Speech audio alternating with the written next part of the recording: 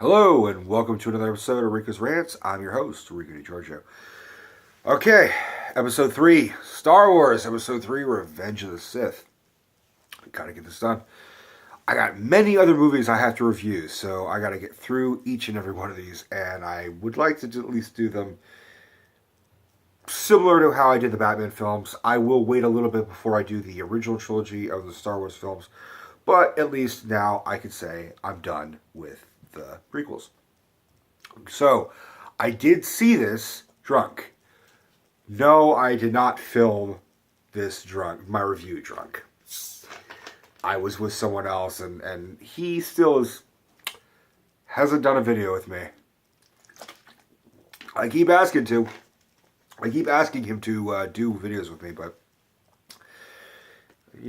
I think he's just not ready.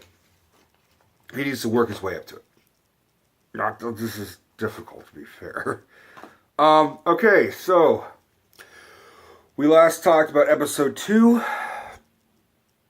So, episode 3. Episode 3 is the best of the prequels. And it's because we finally get to see Anakin become Darth Vader. Now, I noticed my last video I spent too much time talking about the plot and focusing on too many details. So what I'm going to do is I'm just going to try, assumingly you've seen these movies. It's been out forever. Not like the original, but it's been out long enough for you to see it. It's been out for 12 fucking years. It's time.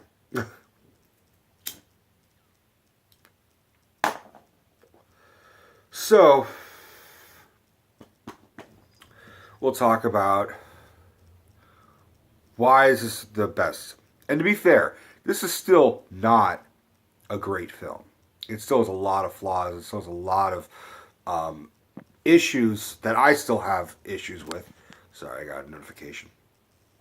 And it actually was, even drunk, it was very hard to get through. Not gonna lie. Like I said in my previous video, my friend and I, we skipped a couple scenes. It was just like, at one point I was like, oh, fucking skip to when they fucking fight. This is bullshit. So, it's 3 years later, after the Attack of the Clones, and the whole war has started. At this point, Anakin is now a Jedi Knight, no longer a Padawan. He's got some long hair in his eyes. He's got scars on his face. And he and Amidala have been married since the second one, at the end of the second one, in secret. It's forbidden for them. They have a forbidden love. Nah. And she's pregnant. And I'll talk about that later. So the beginning of the film, the Emperor, or at this point, the Supreme Chancellor Palpatine, has been kidnapped by Dooku. Now, if you know anything, you know that that's bullshit. Dooku is his pupil, because it's the Emperor, and the Emperor is Dooku's master. So he's in on the whole thing, and he's being, he is. So Anakin and Obi-Wan go to rescue him. They have this whole space battle, and they fucking fly in and infiltrate it. They find the Chancellor. There's a couple parts where R2-D2 comes off badass, and it just doesn't flow well. Stuff like that, it just doesn't really flow well. They throw something at him, and he catches him in his little robotic arm that kind of comes out, and just catches it with no problem. He's not supposed to be that agile. It's supposed to be a stick, not wee. It just threw me off. And then at one point, he dumps oil or something on a droid, and then jetpacks away from them and sets them on fire. It's kind of a badass moment for R2, but it just didn't flow well. And one more thing that I really didn't like, and this is immediate, is that Lucas changed the droids' voices, because in the first two they had a very Roger, blast him kind of robotic voice that we all knew. and he tweaked it and made it more comical and more high pitched. And you're welcome, yeah, like what? It just fucking. And I told my friend, I'm like, I didn't like it. They fucking changed the voices. And he looked at me and went, uh huh. We were really fucking hammered. So, that being said, they find the Chancellor, and then Dooku fights them both, knocks Obi-Wan out. I mean, like, and these fools are not, like, training against each other. Like, not very well, because this is the second time where one Sith just overpowers two Jedi. Come on. It's really fucking weird, because, like, in the later ones, Vader's supposed to be the most powerful Sith Lord apart from the Emperor. And Luke fucks him up. And Luke is barely trained. So these guys just have no excuse. But Anakin overthrows and defeats Dooku, cuts both of his hands off, and like has him kneeling, and he's got the lightsaber, one of them being Dooku's, so a red and a blue one, and they're scissored over his neck. And with the urging of the Palpatine, who's sitting on a throne strapped there, he... Let me just adjust this. There we go. He says, kill him. And he's like, I shouldn't. It's not the Jedi way. He's like, do it. And he, without really thinking about it too hard, he's still just like, you should have just been like, no, dude, it's not the Jedi way. Like, shut up. But he fucking cuts off his head. And you see this look on Dooku's face where he just, like, looks at Emperor like, oh, you motherfucker. Like, I've been your pupil for, like, a decade. What the fuck? And you can see he's about to, like, tell Anakin, like, dude, he's the bad guy. Don't fuck. Like, you just see this look, like, you just see Christopher Lee is such a brilliant actor. He just, like, has this look of, like, oh, shit. I wasn't the star pupil. You are. Like, this has all been about Anakin. And you see that quickly. It's just like, oh, I'm fucked. He was, like, wanting this guy the whole time. I was just second best. Fuck. So, that's another part where Anakin gives into the dark side. And you see that glimmering throughout the film until finally just comes full force. They introduce another character, another cyborg with breathing problems in the Star Wars films, General Grievous, who is this, essentially he's a cyborg, but he looks far too machine. Like if Vader was more machine than man, but like he has a torso and arm, like most of his appendages, but not like his arms or legs. Like they were all cut off, but he's got like knees and elbows and shoulders and shit and a head. Even though he's burnt to a crisp, he's got robot legs and cyborg arms and a breathing apparatus. Grievous is essentially organs and a metal fucking robot suit. And maybe like a half disfigured face. That's it. So he really is more machine than man. Even though he's not really man. He's not even human. We don't know what the fuck he is. We never saw what Grievous really looked like. And to be fair, unless you saw like the Clone Wars show, you don't know who the fuck this guy is. This is like the first introduction to for a lot of people. And I remember watching this. I'm like, who the fuck is this guy? Like, this is supposed to be the big bad, and I don't know who the fuck he is. This is sort of weird. One side note, Gary Oldman was supposed to be General Grievous at one point. And this is like a reoccurring thing where Gary Oldman periodically will like audition or wants to be in Star Wars. And he hasn't. He'd be perfect in Star Wars, actually. He'd be a great, like, Imperial officer. Like, put him in a spin-off movie. I would love to see Gary Oldman as, like, the other Tarkin-type guy. Or make him a fucking, another Jedi or something. It wouldn't probably, I mean, they would have to put him in episode 9. Or they could put him in a spinoff. Make him, just put Gary Oldman in it. He needs to be in it. He'd be perfect. He actually would have been great as the Krennic character in Rogue One, actually.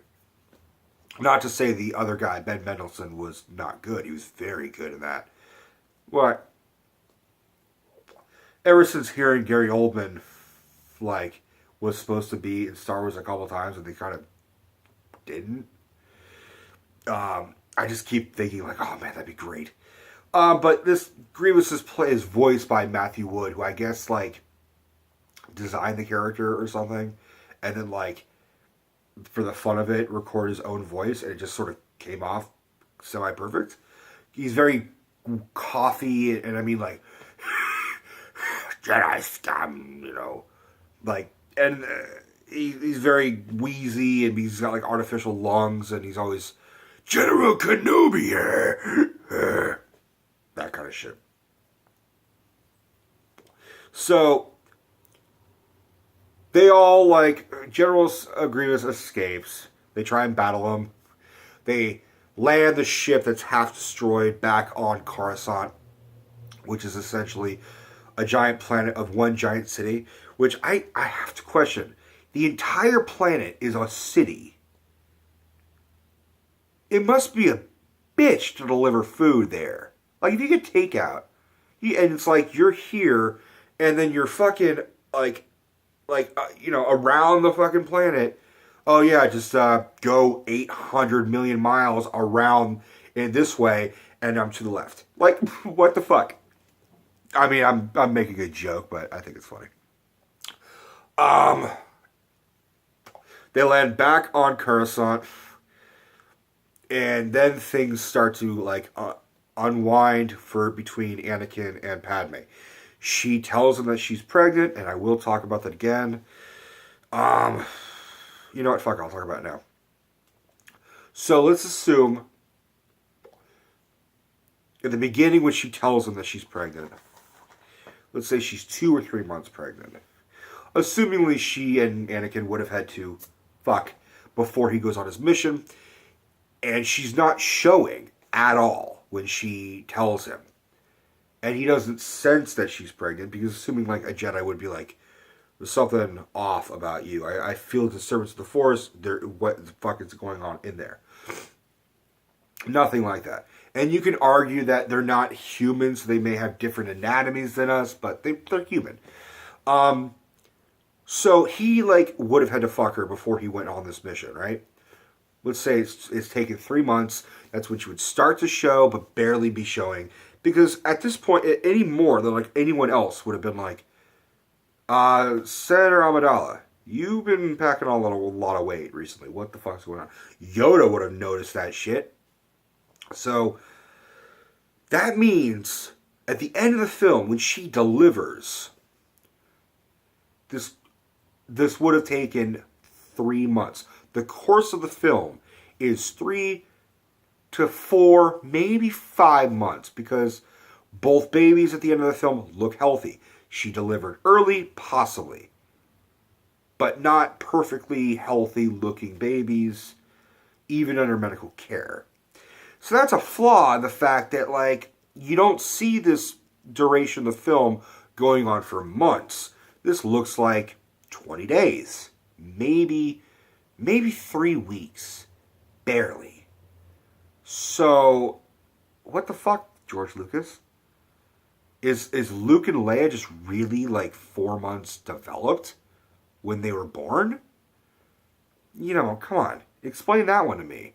Explain that one to me, Star Wars nerds. I'm a Star Wars nerd. I was asking my friend, what the fuck? And he couldn't come up with an answer. And I'm the Star Wars nerd out of the two of us. And I was like, this is just bad writing. If he had just said, oh yeah, when we killed Count Dooku 5 months ago, something like that, a little bit of dialogue. And my problem is for fans like me, whether it's Marvel or DC or Star Wars or whatever, You owe us the little details. You owe us the fact that we're gonna catch shit like that, and we deserve to know. We want to know. You don't want us to rip your fucking project bit by bit because you just were lazy or you just missed something. You know, whether it's Martha, Martha, Martha, or fucking this shit, we care. I mean, it doesn't matter in the grand scheme of things of our lives. But now, every single time I'm going to watch the movie, I'm going to think, fuck, how old, how far along was she when she gave birth? I shouldn't fucking be worrying about that shit. Anyways, so at this point, Anakin is getting closer to the getting closer to Palpatine, and it's alluded that like he has been a mentor or a friend or a father figure to Anakin throughout the years. We've never seen that. The only hint that we saw was like at the end of episode 1, where like Palpatine said, you know, hello, young Skywalker. I look forward to, you know, seeing your progression with great earnest, or something like that. Little hint at that. Not much, if anything, nothing really in Attack of the Clones. Like, I don't think they share a scene in Attack of the Clones. I'm trying to remember. But they share a lot of scenes in this one, and you would and they act very buddy-buddy. Anakin listens to Palpatine's every word like a really intrigued student. And at this point, Palpatine's like not even trying to fucking hide too much that he's the Sith Lord. And he can sense that Anakin is troubled because Anakin has been having nightmares similar to how his mother died in Attack of the Clones, that Amidala dies at childbirth. Dies during childbirth. Dies giving birth to the fucking kid. He doesn't know it's twins, which is a whole thing in the later ones. Sister. So you have a twin sister. That whole thing. He doesn't know there's twins. So, for some reason, Palpatine knows that because he's just able to read Anakin's thoughts or something through the Force. And he tells him this tale in a weird opera sequence where, like, they're both sitting and watching, like, a space opera, pun intended, because Star Wars is regarded as a space opera. Go figure. And they're sort of sitting there and they're watching this shit, and Palpatine says, have you ever heard the story of Darth Plagueis the Wise? And it's like, no. He's like, it's a Sith legend. And then at that point, when he says it's a Sith legend, I would have been like, why the fuck do you know that? Like, the Sith have been dead for thousands of years. Why do you know a Sith legend? I'm a Jedi. I don't know shit about the Sith. Why do you know that? But, no. Fucking Anakin just like, no, why don't you tell me? Tells him about, basically, Palpatine's telling him about his own teacher. That he was so adept at manipulating the midichlorians, fucking midichlorians, which are microscopic little fucking things that basically infect. It's a bacteria that infects people and basically gives them the Force. Whereas in the original trilogy, the Force was an idea that you could learn and embrace and become a Jedi.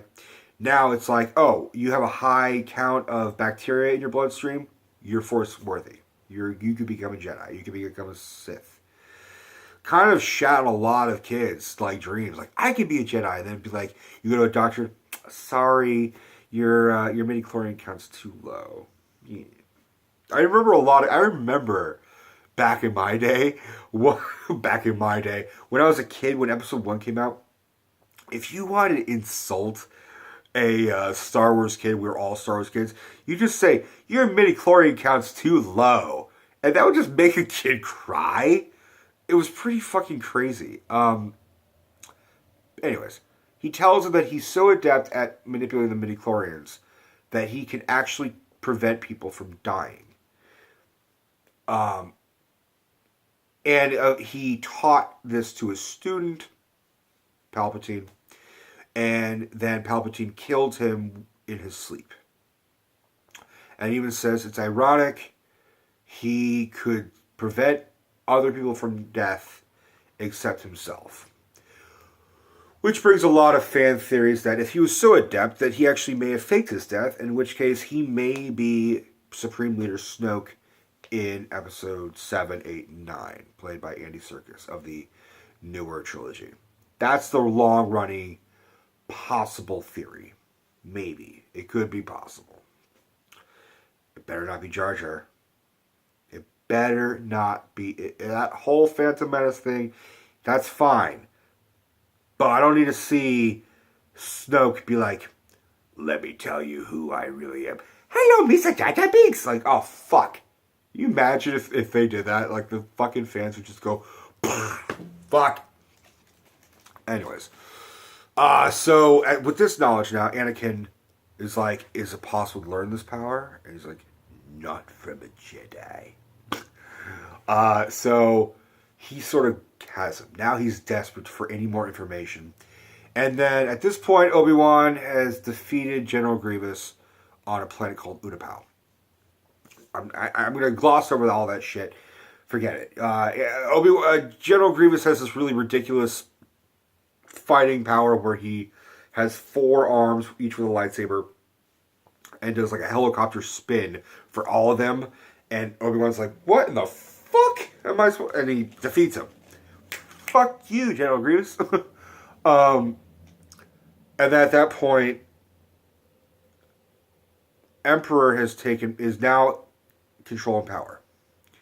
He's now, he reveals himself as the Sith Lord to Anakin. Anakin, despite his instinct is to ignite his lightsaber and attack him, but doesn't, sort of says, I'm going to have the Jedi Council arrest you. He reports it to Mace Windu, Samuel Jackson, and like 4 other Jedi go to arrest him, or three other Jedi, and he just kills the first 3, meaning the Emperor kills the first 3 with a hidden red lightsaber in his sleeve, just like a taxi driver gun, just attacks all of them, and he and Mace Windu are having this big fight. At that point, Anakin stepping in to try and see what he can do, whether he should stop them or whatever. And Anakin witnesses Mace Windu cornered, at this point, a beaten Emperor.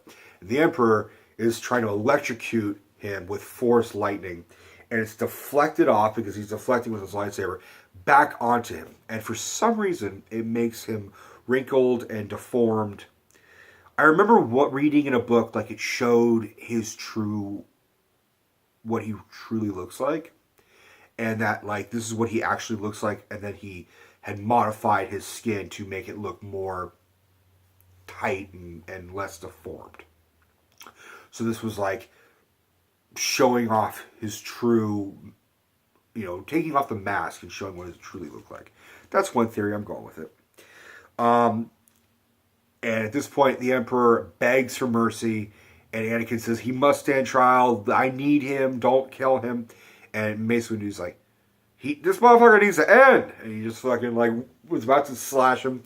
Anakin says no and slices off his fucking hand and flies out. The Emperor, faking his weakness, shocks him again and sends him flying out a fucking window, presumably to his death. We may see Mace Windu again in a later film. That's what I've heard. Maybe as a Force Ghost, who knows? So, at that point, Anakin is just now broken. And he says, what have I done? And he kneels in front of him. And the Emperor now, just finally, a glimmer of the Emperor that we've been wanting to see for a while, claims him as his apprentice. And says, and dubs him Darth Vader. And so now tells him that, like, you know, we have to take care of your Jedi friends, basically. At that point, he issues a command to all the clones and the Republic soldiers, execute Order 66. And they just obey without question. Order 66 is killing your fucking Jedi, like, master, the one in charge of your troop. And they gun them down. And pretty soon, like, the only Jedi that remain are Obi-Wan and Yoda, with, like, some occasionally in between. Not much. Yoda, meanwhile, is on Kashyyyk, chilling with the Wookiees and Chewbacca. And they try to fucking, like, he helps their portion of the war. And then he escapes with the little fucking pod thing. And you see Chewie briefly, and it's just sort of, you know, out of place. Like, you just can tell Lucas was sort of cram characters we love into movies that we just didn't, to try and make us love them more. I mean, if he's going to be on Chewie's planet, we might as well see Chewie. But I even heard a rumor that, like, there was supposed to be a scene with a young Han Solo, like a kid Han Solo being raised by the Wookiees. I'm kind of glad they didn't, because that would have really just kind of been like, oh, really? Okay. But at the same time, it kind of would have been cool. Been like, oh, fuck, that's young Han. Okay, a little backstory that explains why he can understand the Wookiee language, which is mostly like, what the fuck language is that? So, we're at the point now, Anakin has turned to the dark side. He slaughters younglings, which is just funny to say out loud. The younglings are the little 8-year-old fucking Jedi apprentices. And it's now, I mean, I have seen more memes based from this movie than I have for any of the other Star Wars movies. It's actually pretty funny. There's this one where it's like, Master Skywalker, what are we going to do? Says one of the younglings. And there's like, roses are red, violets are blue. Master Skywalker, what are we going to do? And just this look of pain and remorse, and Anakin just stares at them and just like lowers his head and lights up his lightsaber, and then you don't really see it, but he slaughters younglings. It's just a funny fucking word, younglings.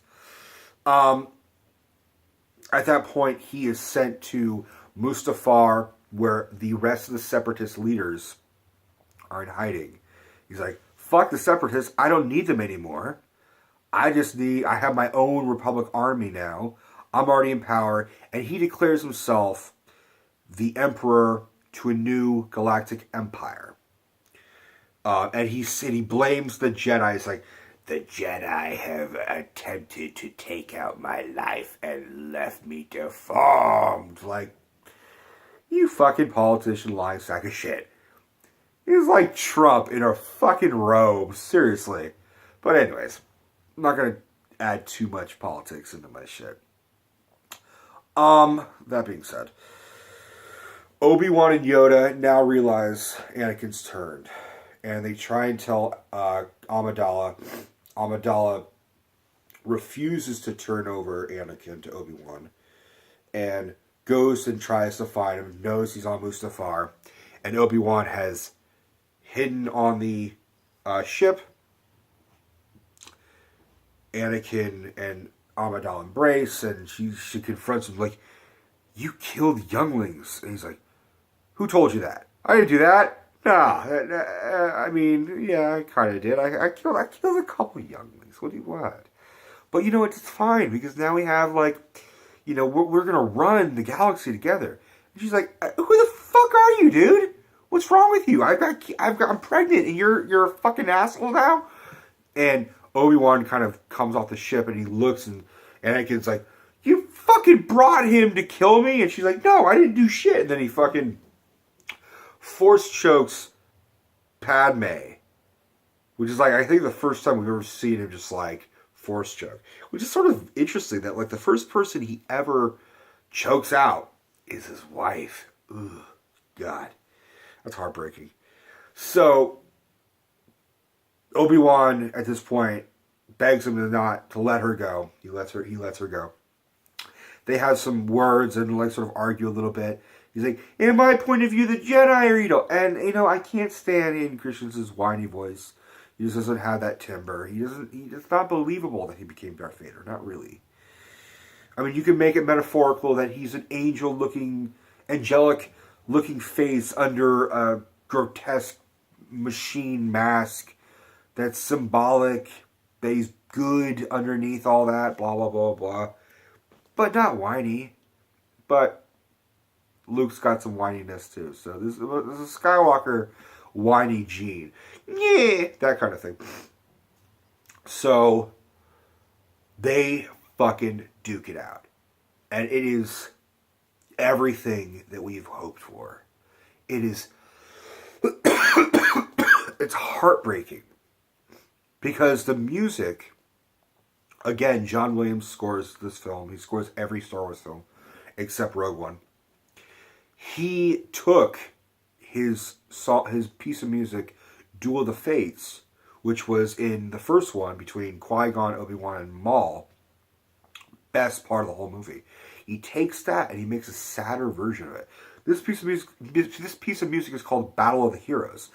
And you can see it is Jedi versus Sith, but it's really brother against brother. It's father figure against son. It's teacher versus student. It is heartbreaking. And you watch them fight, and they know each other's moves.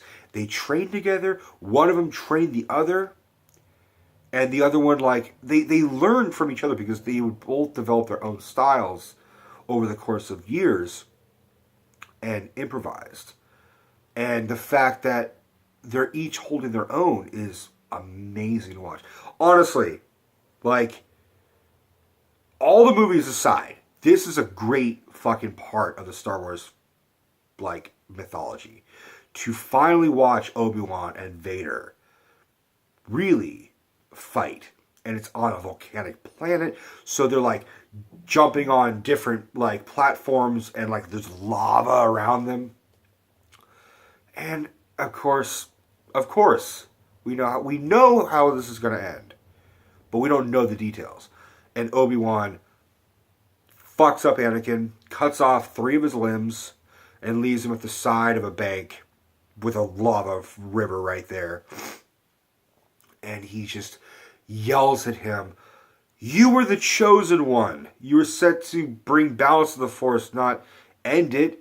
You're supposed to bring it in light, not in darkness." And he says, "You're my brother, Anakin. I loved you." And you know what? Ewan McGregor is great as Obi-Wan. And you see that moment where he's just like, "I loved you, man. You were my son. You were my fucking brother." And all that just thrown back. Anakin just screams, "I hate you." And even then, Hayden Christensen's okay. He's pretty terrible throughout both films, but he's got some scenes, some glimmers where he's like, okay, he's pretty good. He's pretty good right there. And honestly, I think if he had just spent more time rehearsing and developing a character with George Lucas, it actually would have been fine. It really would have been better.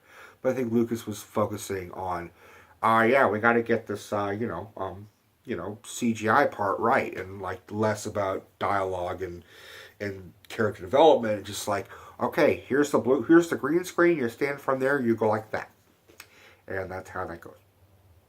But easily one of the best fight scenes ever in Star Wars. Movie ends with the Emperor finding Vader burnt to a crisp, half dead, and they medically seal him in the Vader suit. Now, this is the part that it just got bad. The Emperor tells him, he's like, "Lord Vader, can you hear me?" And we hear James Earl Jones' voice, "Yes, Master." And he says, "Where is Padme? Is she safe? Is she alright?" Because remember, he did all this bullshit for her. He turned to the dark side to save her. started becoming under Palpatine's influence to save her. He did all this shit to be a father and a husband. Isn't that fucked? And the Emperor says, it seems that in your anger, you killed her. And Vader's like, I couldn't have. She was alive. I felt it. And then at that point, in somewhere else in time and space, or space, Amidala is giving birth to Luke and Leia. And she names them both and dies of a broken heart. She's just lost the will to live. Which makes me hold the whole, like, how early were these fucking kids? They're fine, you die of a fucking broken heart? Come on. Don't fucking do that to me. And so back to Vader. Vader, just fully broken heart and full of remorse and full of anguish and regret and just sort of like, you know what? I'm fucked. I lost everything. I'm just going to become this badass.